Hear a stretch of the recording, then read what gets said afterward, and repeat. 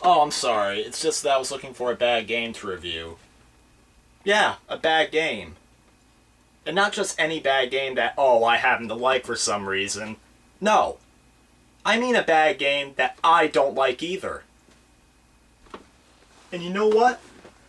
I was searching through my old PlayStation game library, and I think I found one. Arthur Ready to Race. As you can tell, this game is based off the popular book series and TV series Arthur.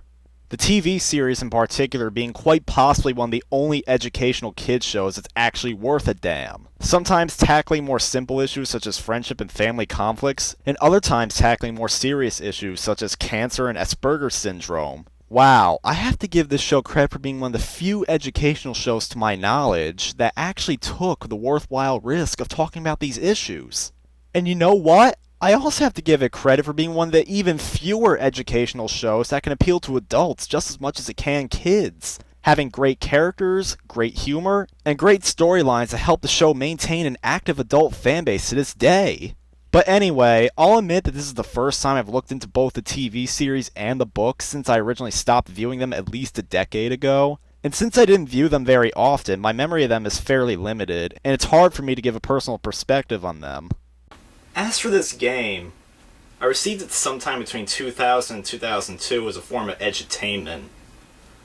Yeah, Mom and Dad saw I watched this show from time to time, so I figured I should play this, interact with Arthur and friends, educate myself while having fun, all that good stuff.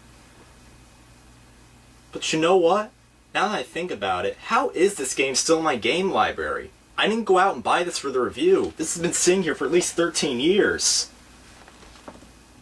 Maybe Dad knew one day I'd be reviewing games, so he wanted me to suffer through this one more time. So, let's go pop this in and see if it at least has the charm of the show, I guess.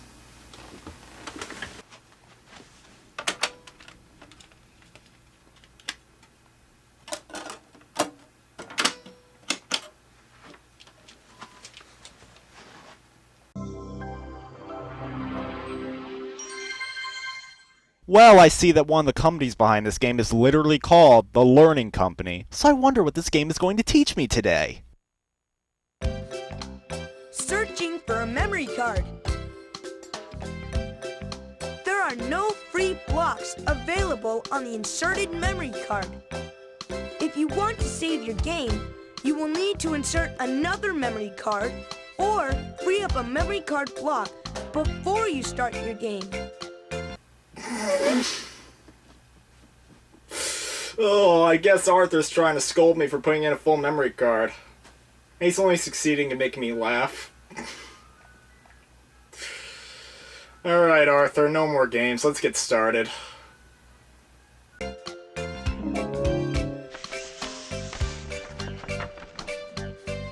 Welcome to Arthur Ready to Race!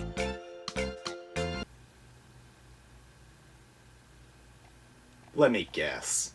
You're gonna talk like this the whole game?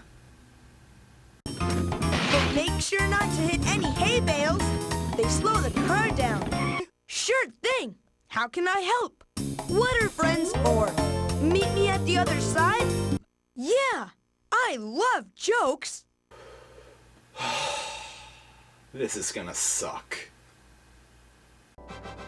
As if you couldn't already tell, the voice acting in this game is atrocious. From what I understand, none of the actors from the show reprise their roles in this game. I wouldn't usually call a licensed game out for that, since many licensed games don't have the original actors involved. But the problem is that it feels like half the voices in this game sound like they aren't even trying, Arthur himself being the worst offender.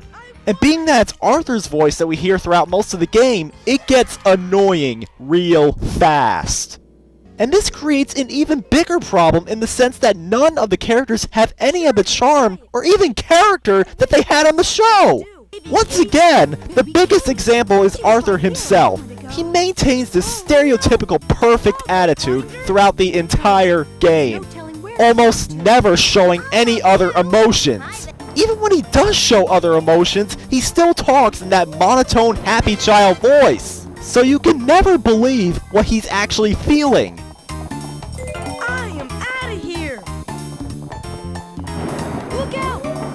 But nevertheless, I'm not here to critique the way the voices sound, or the fact that the characters bear low resemblance to their show counterparts. I'm here to see if this game can provide entertainment to the young children that it's apparently designed for.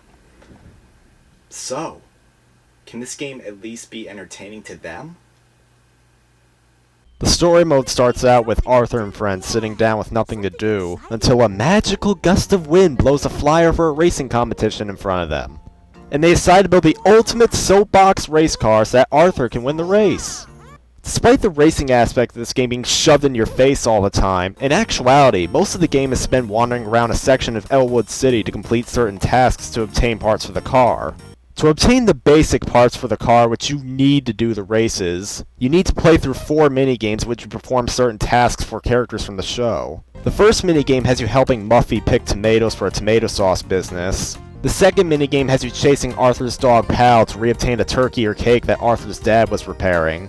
Which doesn't make sense anyway, because why would he continue to prepare a food item that's been in the mouth of a dog, or better yet, collecting dirt and mud from the ground?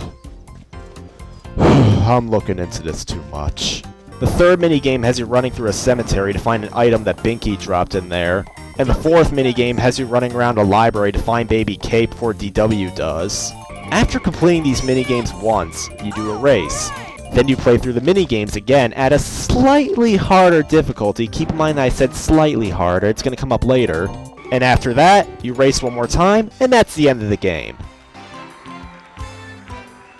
Congratulations, Arthur, on winning the Elwood City Soapbox Race. And here's your trophy. Thank you. I couldn't have done this without the help of my friends. Good job, Arthur! Well, not only does this game have one of the worst endings I've ever seen, it's also one of the shortest games I have ever played!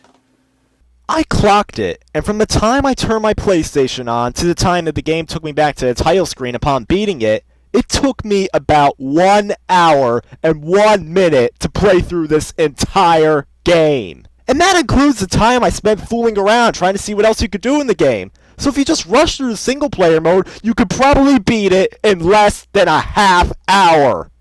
Now, I know what you may be thinking. This is supposed to be an educational game, so of course it's gonna be ridiculously short. Well, that's the problem. After playing through this entire game, I can honestly say there is nothing remotely educational anywhere in the game. You see this little edutainment label right here on the back of the box? That is nothing but false advertising. In fact, let's go through the back of the box. Read everything they advertise. See if it's all true. Use critical thinking skills to solve puzzles at the Sugar Bowl in the pet shop. Oh, I'm sorry. I must have missed that. Let's go over to these two shops and see what kind of child development skills they offer.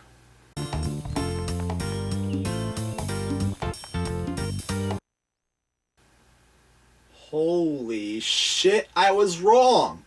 The Sugar Bowl has one of the best puzzles any educational game can have. Changing the background music. Haha, I never knew you could just press these two little buttons to select a track and then the little X button right here to play a track.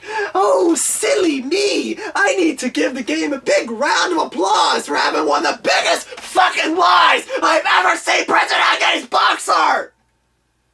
The pet shop isn't much better. All you get there is a simple fetch quest to find lost pets and bring them back to the pet shop.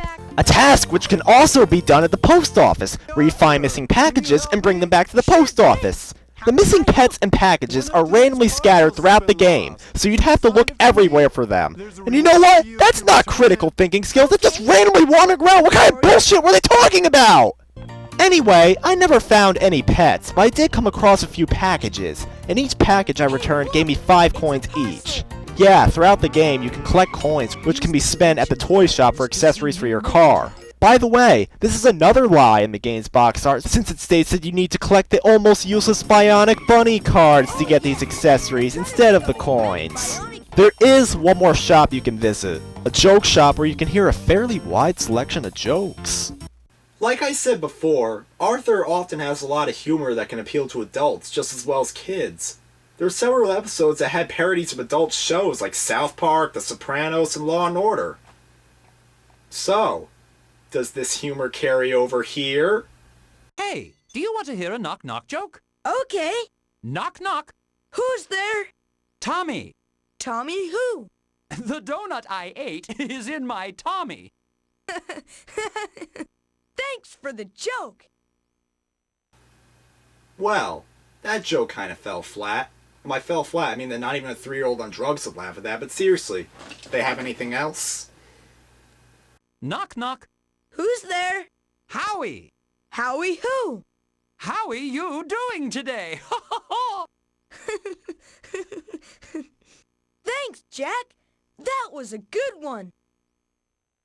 I'm going to guess that this game's entire lineup of jokes are just a bunch of knock-knock jokes that use everyday words as puns to everyday phrases, not doing anything clever like the show. You sure you got nothing else? Knock-knock. Who's there? Halibut. Halibut who? Halibut a big wet kiss. Okay, I'm going to leave now, and preferably keep the boys in blue on speed dial. The only other thing there is to do in this game is, well, the races. There's only 3 tracks for you to race on in the game, and there's very little variety between them aside from their backdrop. You also don't press a button to make the car accelerate. Instead, the car moves on its own, and you control the steering wheel and the brakes. This is accurate to the type of racing depicted, which is downhill soapbox racing.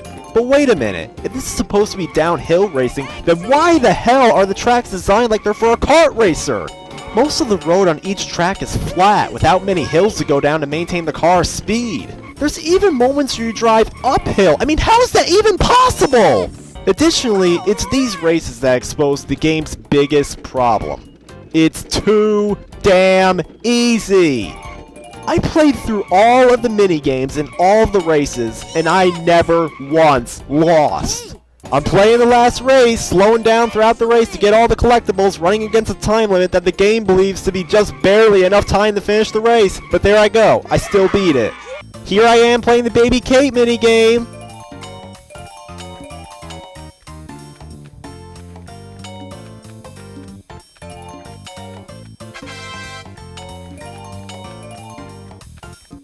And I finish it in about 15 seconds. I'm chasing after Pal. He's running faster than any human being could. Oh, shit. He suddenly slows down, and I catch him. How convenient.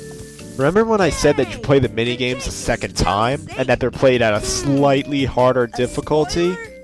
Well, let me give an example of the slightly harder difficulty they're played on. In the Binky minigame the first time around, all you have to do is run through the cemetery while occasionally avoiding ghosts. But the second time around, they add leaves to the middle of the walkway. Oh noes! Kids will never be able to figure out how to walk around those leaves!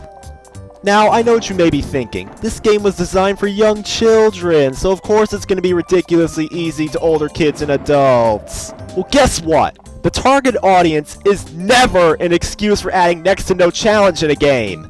Think about other PS1 games based off kids shows, such as SpongeBob Super Sponge or Buzz Lightyear of Star Command. These games are targeted at an age group that's more or less the same as Arthur's, and while they are by no means hard games to complete, they still offered a fair challenge. If you didn't have enough skill, you could not beat these games. Arthur, however, requires little, if any, skill to play through the game, and the only way you can possibly lose is to deliberately not try. Whether you're targeting your game at 4-year-olds or 40-year-olds, not adding any challenge to the gameplay is not going to make it fun! One last thing I have to talk about is the multiplayer mode. Yeah, as it turns out, this game actually has a multiplayer mode. How could I not bring it up earlier? 2? Well, that's because it's barely worth mentioning. You see, the multiplayer mode simply has you and your friends racing on the same tracks as the main game. But unlike traditional racing games, all of the players take turns racing on the track rather than racing against each other. And you're scored based on how fast you completed the track and how many items you collected. Oh, really? Well, I picked this game out for my children. I read that you could race against your friends in the computer. Why do they have to take turns racing? And why are there no computer players? This is not the game I thought I was buying! By the way, just like the single-player mode, the multiplayer mode offers next to no challenge, and given its severe lack of content, anyone who plays it will get bored real fast. And that was Arthur Ready to Race. Needless to say, it is a bad game that clearly does not know what type of game it wants to be and what audience it's trying to market itself to. It markets itself as an educational game for toddlers. Yet there is no educational value anywhere in the game, instead using its target audience as an excuse for the severe lack of quality that the gameplay has. With no challenge, little variety, none of the charm from the show or the books, and having just over an hour's worth of content, this game cannot be enjoyed by kids, it cannot be enjoyed by fans of the license, it cannot be enjoyed by anyone! You know what? Scratch what I said about this game having no educational value, because you know what? I did pull one moral out of it. Don't judge a book by its cover! Seriously, the amount of inaccurate information on this box art makes me wonder if whoever designed it even knew about the content in this game. Granted, it may not be big rigs inaccurate, but if the creators of this game try to falsely advertise this game's content to the mommies, daddies, aunts, uncles, grandmas, and grandpas who just might want to buy this game for their kids, then you know that they just want your money, and nothing else. You know what? Ranting about this game is actually giving me a surge of energy. Maybe I should review bad games more often. In fact, is there any other bad licensed games on the PlayStation I should know about?